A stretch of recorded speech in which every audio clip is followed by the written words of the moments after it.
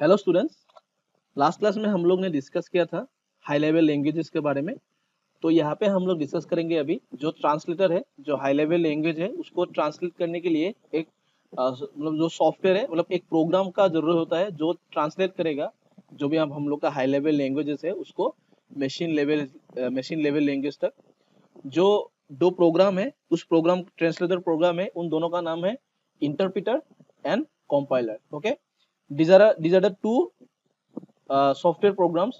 Basically दो programme है, software program बोल सकते हैं हम लोग को, और हम लोग को उसको ट्रांसलेटर प्रोग्राम भी बोल सकते हैं। ठीक है, तो उन दोनों का काम क्या है कि जो भी हम लोग का हाई लेवल लैंग्वेज है उसको ट्रांसलेट करके मशीन लेवल लैंग्वेज तक कन्वर्ट करेगा। ठीक है, तो चलिए हम लोग यहाँ पे देख लेते हैं क्या क्या लिखा हुआ है यहाँ पे। This translator program is used to convert a high level language program into machine language। मतलब इसका मेन जो काम है क्या है, This translator program is used to convert high level language program into machine language। मतलब ये जो ट्रांसलेटर प्रोग्राम है ये हाई लेवल लैंग्वेज को मशीन लेवल लैंग्वेज तक कन्वर्ट करेगा। ठीक है, to convert the high level language into machine level language. Okay, ये बेसिक काम है। ठीक है, इंटरप्रेटर का। An interpreter translate line by line. अभी यहाँ पे और एक चीज है, ये जो इंटरप्रेटर है ये क्या करेगा, ये जो हम लोग का जो भी हम लोग लिखेंगे, ऐसे लिखेंगे प्रोग्राम को, लिखेंगे ऐसे लाइन प्रोग्राम को लिखेंगे, तो ये क्या करेगा, पूरा पूरा जो पूरा लाइन है मतलब उसको लाइन बाय लाइन कन्वर्ट करेगा। मतलब इसको पहला लाइन को कन्वर्ट किया, उसके बाद सेकेंड लाइन को कन्वर्ट किया, उसके बाद थर्ड लाइन को कन्वर्ट किया, उसके बाद फोर्थ लाइन। मतलब ये लाइन बाय लाइन कन्वर्ट करेगा। समझ में आया कि नहीं? An interpreter translates line by line, execute the instruction and then repeats the procedure for the remaining instruction। समझ में आया कि नहीं? इंटरप्रेटर का काम क्या है कि वो बेसिकली हाई लेवल लैंग्वेज को मशीन लेवल लैंग्वेज तक कन्वर्ट करेगा। कैसे कन्वर्ट करेगा? लाइन बाय लाइन एग्जीक्यूट करके। समझ में है कि नहीं? जितना सारा यहाँ पे हम लोग लाइन लिखेंगे, ठीक है, इंस्ट्रक्शन लिखेंगे, हम लोग कोड लिखेंगे, ऐसे कोड लिखेंगे हम लोग कंप्यूटर में, अपना जो सॉफ्टवेयर है उसमें हम लोग लिखेंगे, तो क्या करेगा इंटरप्रेटर, क्या करेगा उसको लाइन बाय लाइन एग्जीक्यूट करेगा। ठीक है, okay. If any errors are found they are to be immediately remove. The converted form is not stored anywhere, therefore it has to be generated at the time of execution of a program। Interpreter programs are preferred for beginners and now are slow in execution speed। Okay, यहाँ पे एक चीज है कि interpreter को थोड़ा slow माना गया है कि इंटरप्रेटर इज स्लो। ठीक है, क्यों स्लो है? क्योंकि यहाँ पे क्या होता है, देखो, अगर यहाँ पे मैंने ऑलरेडी बोला कि इंटरप्रेटर हर एक लाइन को लाइन बाय लाइन एग्जीक्यूट करेगा। ठीक है, सपोज यहाँ से 1 से लेके 100 तक, 100 लाइन से, मतलब सॉरी 99 100 लाइन, 1 से लेके 100 तक।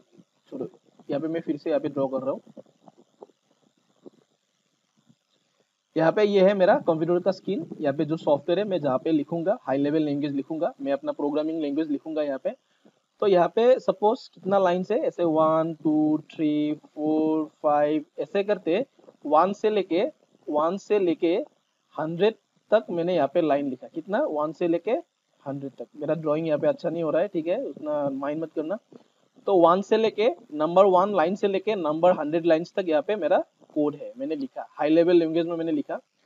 अभी इंटरप्रेटर क्या करेगा, उसको लाइन बाय लाइन एग्जीक्यूट करेगा। ठीक है, तो लाइन बाय लाइन क्या करेगा, ये जो पहला लाइन है उसको मशीन लैंग्वेज तक कन्वर्ट करेगा, उसका सेकेंड लाइन उसको मशीन लैंग्वेज तक कन्वर्ट करेगा, उसका थर्ड लाइन, तो ऐसे करते हुए 100 लाइन्स तक वो कन्वर्ट करेगा। ठीक है, तो अभी ये थोड़ा स्लो है। क्यों स्लो है?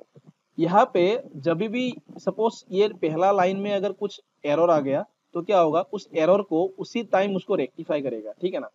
तो पहला लाइन में अगर कुछ एरर आ गया तो उसी टाइम उसको रेक्टिफाई करने के बाद नेक्स्ट लाइन में आएगा। ठीक है ना? तो पहला लाइन को मतलब एग्जीक्यूट ना करके वो सेकेंड लाइन में कभी नहीं आएगा। ठीक है ना? तो पहला लाइन में अगर कुछ एरर आ गया तो उस लाइन को पहले क्या करेगा, उसको रिमूव करेगा, जो एरर है उसको रिमूव करेगा, करने के बाद उसको एग्जीक्यूट करेगा, देन क्या होगा, सेकेंड लाइन में आएगा। ठीक है, सेकेंड लाइन एग्जीक्यूट हो गया, फिर से अगर थर्ड लाइन में कुछ एरर है तो क्या होगा, थर्ड लाइन को फिर से रिमूव करेगा जो भी एरर है। ठीक है, जो भी एरर है उसको रिमूव करेगा, उसके बाद उसको एग्जीक्यूट करेगा, एग्जीक्यूट होने के बाद फिर से वो फोर्थ लाइन में आएगा, ठीक है ना। ऐसे करते वो एग्जीक्यूट करता है, मतलब उसको लाइन बाय लाइन एग्जीक्यूट करता है। तो बीच में अगर कोई एरर आता है तो उसको उसी समय उसको रिमूव करेगा और उसको एग्जीक्यूट करने के बाद नेक्स्ट लाइन में आएगा। तो इसीलिए ये थोड़ा स्लो प्रोसेस है, समझ में आया कि नहीं, ये थोड़ा स्लो है, ठीक है। तो इसी बात को यहाँ पे बोला गया है कि interpreter programs are preferred for beginners. ये बिगिनर्स के लिए अच्छा है, क्योंकि अगर पहला लाइन में अगर कुछ गलती हो गया तो तुमको पता चल गया, हाँ मुझे पहला लाइन में गलती है, तो मुझे देखने मतलब तुमको फाइंड करने में इजी होगा। अगर तुमने पूरा प्रोग्राम को एग्जीक्यूट किया, उसके बाद अगर तुम्हारा एरर अगर तुम मतलब बहुत सारा एरर आ गया तो कौन सा जगह में एरर है तो ये फाइंड करने में थोड़ा प्रॉब्लम होता है। यस और नो, यस और नो। तो इसीलिए बिगिनर्स के लिए इंटरप्रेटर जो है ये थोड़ा इजी है। जैसे एक प्रोग्रामिंग लैंग्वेज है पाइथन प्रोग्रामिंग लैंग्वेज, तुम लोग ने नाम सुना होगा या नहीं, अगर नहीं सुना है तो इन फ्यूचर तुम लोग को मिलेगा। तो जो पाइथन प्रोग्रामिंग लैंग्वेज है एक प्रकार का प्रोग्रामिंग लैंग्वेज है, वो इंटरप्रेटर बेस्ड प्रोग्रामिंग लैंग्वेज है। मतलब वहां पे every line line by line execute होता है, ठीक है। ओके, यहाँ पे एग्जाम्पल दिया हुआ है, देख लेते क्या एग्जाम्पल है। Suppose the French president is visiting India on an official tour. Suppose जो फ्रांस का जो प्रेसिडेंट है वो इंडिया में आ गया है, ठीक है। In order to understand each other, both the French president and the Indian prime minister would require an interpreter to translate the French language into the English language and vice versa. Yes, ये एक बहुत ही अच्छा एक example दिया हुआ है book में, बहुत ही प्रैक्टिकल एग्जांपल है।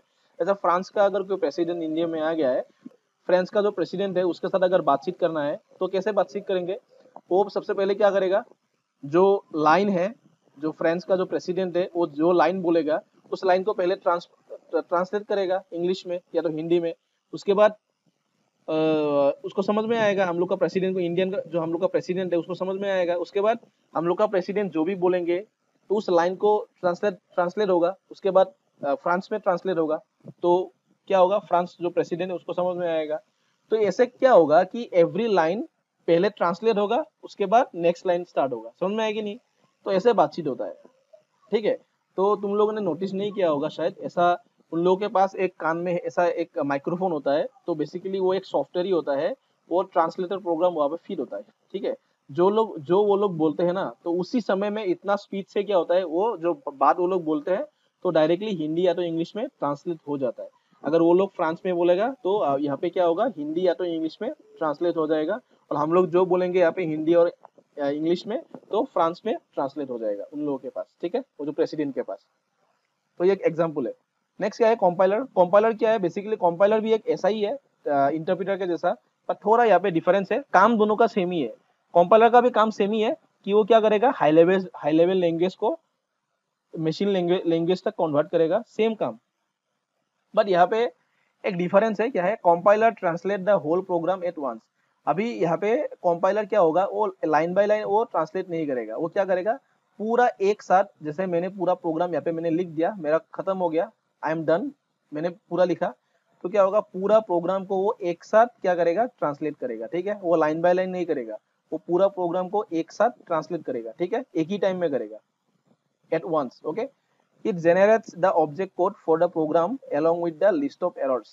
उसके बाद क्या होगा, वो एक ऑब्जेक्ट कोड क्रिएट करेगा, मतलब machine language machine instruction create करेगा। उसके बाद क्या होगा, वो जितना सारा एरर है, एरर का एक लिस्ट यहाँ पे प्रोड्यूस करेगा, ठीक है। जितना सारा एरर होगा, लाइन नंबर 1 लाइन नंबर 2 की जो भी लाइन में एरर है, उस लाइन नंबर के हिसाब से यहाँ पे एरर को वो फाइंड करके देगा। और ये क्या है, थोड़ा बहुत ये ज्यादा स्पीड है, this is faster than interpreter, क्योंकि यहाँ पे लाइन बाय लाइन एग्जीक्यूट नहीं होता है, वो एक ही टाइम पे एग्जीक्यूट होगा, इसलिए ये थोड़ा फास्ट है, ठीक है। बट ये थोड़ा मतलब बिगिनर्स के लिए थोड़ा टफ है, क्योंकि यहाँ पे लाइन बाय लाइन एग्जीक्यूट नहीं होता है, तो एक ही साथ पूरा एरर्स यहाँ पे जनरेट होगा, तो थोड़ा एरर को फाइंड करना थोड़ा डिफिकल्ट होता है, ठीक है। तो हम लोग ने यही सीखा। और यहाँ पे एक दिया हुआ है, the term software was first used by John W Tukey in 1957। जो ये सॉफ्टवेयर का जो ये टर्म है पहले कौन यूज किया था, जॉन डब्ल्यू तुर्की, उसने यूज किया था 1957 में। ओके, तो नेक्स्ट क्लास में हम लोग फोर्थ जनरेशन का जो लैंग्वेज है उसके बारे में सीखेंगे। तो आज के लिए इतना ही, thank you all of you.